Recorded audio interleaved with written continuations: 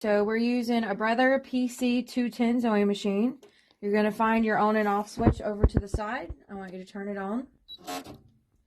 All right, your needle is already in the position to the left when it comes on. So the needle's to the left.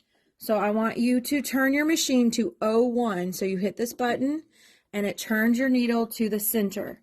So I need your needle in the center before you begin. When you're looking at a spool of thread, this right here, it looks like someone cut it with a knife, is a notch. And it's so that you can put your thread behind it and it will not come unraveled. You need to locate the notch on your thread because it must go on the sewing machine first or it will jam your machine.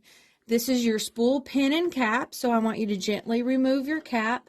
Please be careful. I don't want this broken. You want to center your thread on the spool pin and you want to put your cap back on to lock it in.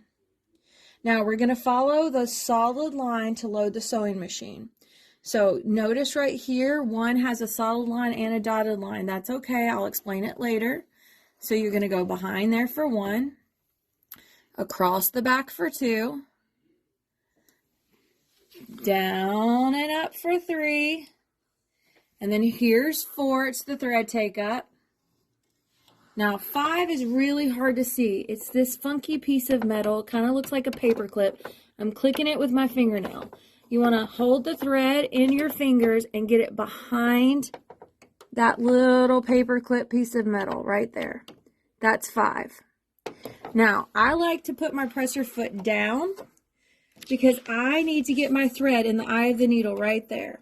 And as I told you before, instead of cutting your thread flat, you want to cut it at a 45-degree angle so it's nice and pointy so you can get it into your eye of the needle. So then you want to get your fingers in here and poke it through. As soon as you get it through, you want to grab it from the back so it lays straight across the needle. I put my presser foot up. If this is called the presser foot, this is the presser foot lifter.